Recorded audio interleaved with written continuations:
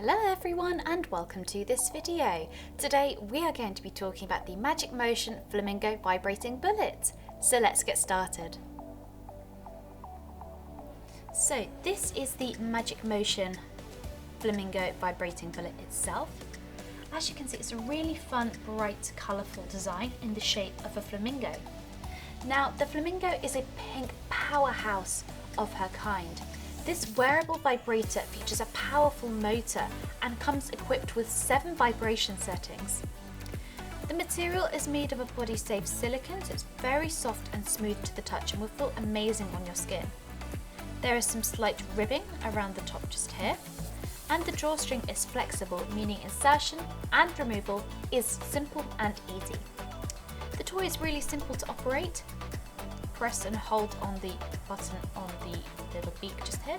Press once more and it's on.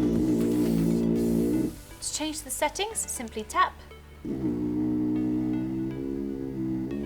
choose your desired setting. To turn off, simply press and hold down until the light dims down. There we go. You can also connect this to the Magic Motion app, which you can use worldwide and create your own vibrations. To charge, it's really simple and easy to do using the USB charging cable provided.